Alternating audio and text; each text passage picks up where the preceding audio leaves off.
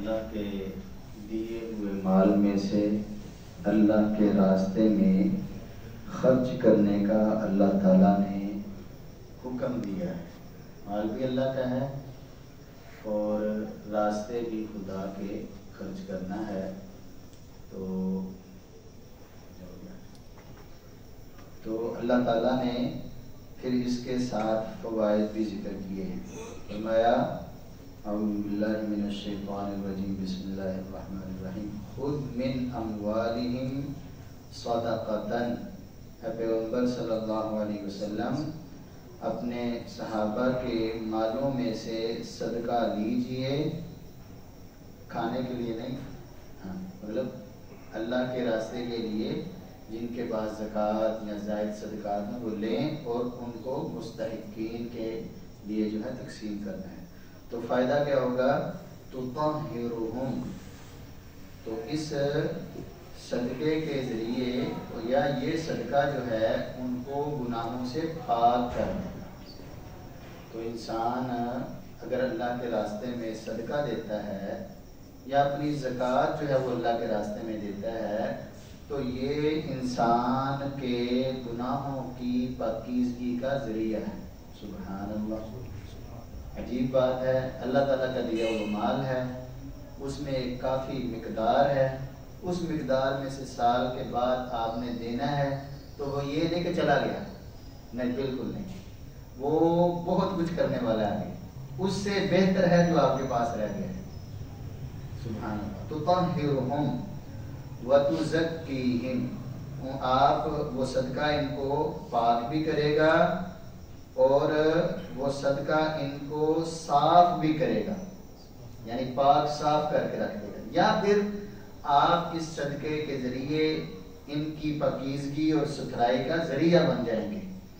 وتصلی وتزکیہم بہا وصلی علیہم، اور پیغمبر صلی اللہ علیہ وسلم جب یہ آپ کی بات مان کر، اللہ کا حکم مان کر اللہ کے راستے میں دیں تو آپ ان کے لیے دعا کیجیے کہ اللہ تعالیٰ قبول بھی فرمائے اور باقی ماندہ مال میں اللہ تعالیٰ برکت بھی عطا فرمائے۔ تو وصلی علیہ، پیغمبر آپ ان کے لیے دعا بھی فرمائیے۔ تو ان صلاتک سکن لہم، پیغمبر آپ کا ان کے لیے دعا کرنا ان کے لیے باعث سکون ہے۔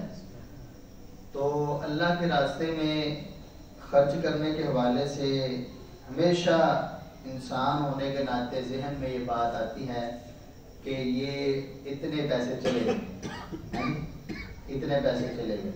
تو اللہ کے نبی صلی اللہ علیہ وسلم نے فرمایا ما نقصت صدقۃ من مال، صدقہ مال سے کچھ کم نہیں کرتا۔ تو آپ کہیں کیسے نہیں کم کرتا؟ دنیا کوئی حساب کا تو یہی کہتا ہے نا کہ کم ہو گئے ہیں، بلکہ امام احمد بن حنبل رحمۃ اللہ علیہ اپنی کتاب مسند احمد میں ایک حدیث مبارکہ لائے ہیں، تین چیزوں پر نبی کریم صلی اللہ علیہ وسلم نے قسم اٹھائی ہے۔ فرمایا ثلاثۃ اقسم علیہن، کہ تین چیزیں ایسی ہیں جن پر میں محمد صلی اللہ علیہ وسلم قسم اٹھاتا ہوں۔ بھئی آپ صلی اللہ علیہ وسلم قسم کیوں اٹھا رہے ہیں؟ وہ اس لیے کہ اگر کسی کا ایمان کمزور ہے یا کسی کو سمجھ نہیں آ رہی تو میری بات پر یقین کر لیں کہ بات واقعی ایسے ہے۔ اگر ظاہری طور پر آپ کو نظر آ رہا ہے کہ کم ہو رہا ہے، لیکن اللہ کے نبی صلی اللہ علیہ وسلم فرماتے ہیں میں قسم اٹھاتا ہوں کہ صدقہ مال کو کم نہیں کرتا۔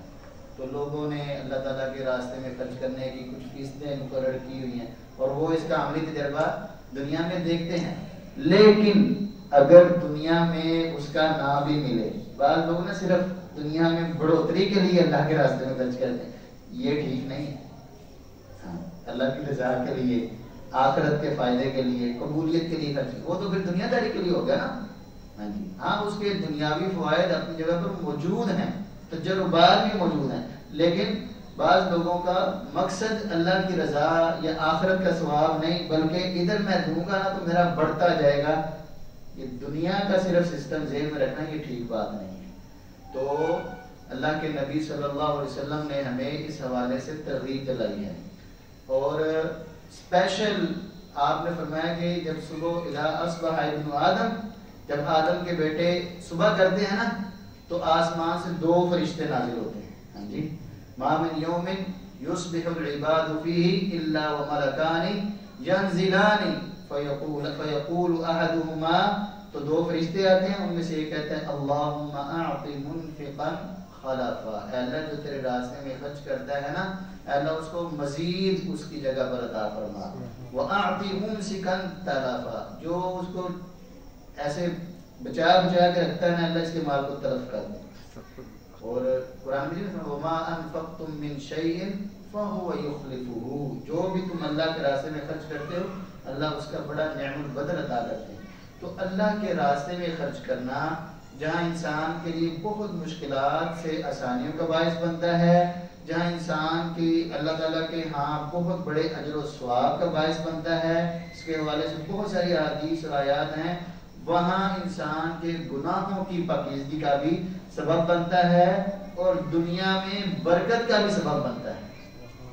تو یہ صرف دنیاوی برکت کا ذہن میں نہیں رکھنا، دنیا آخرت کی برکتوں کو ذہن میں رکھتے ہوئے اللہ کے راستے میں خرچ کرنا ہے. آپ نے وہ واقعہ سنا ہے نا کہ ایک بندہ تھا تو اس کے سفر میں تھا تو اس نے آسمانوں سے آواز سنی کہ فلانے کے جو ہے وہ کھیتی کو پانی لگاؤ. تو وہ کیا تھا؟ یہ دنیاوی برکت بھی حاصل ہوگی. تو اس لیے ہمیں جتنی اللہ تعالیٰ توفیق عطا فرمائے اللہ کے راستے میں خرچ کرنا چاہیے. آپ کے علاقے میں غریب ہیں، بیوہ عورتیں ہیں اور جو ہیں مجاہدین ہیں، یا جو بھی اللہ کے راستے میں یا جو بھی حقدار ہیں، لازمی طور پر ہر ایک کا کچھ نہ کچھ لازمی خیال رکھیں. اللہ تعالیٰ کہنے والے اور سننے والے کو عمل کی توفیق عطا فرمائے. وآخر دعوانا الحمدللہ.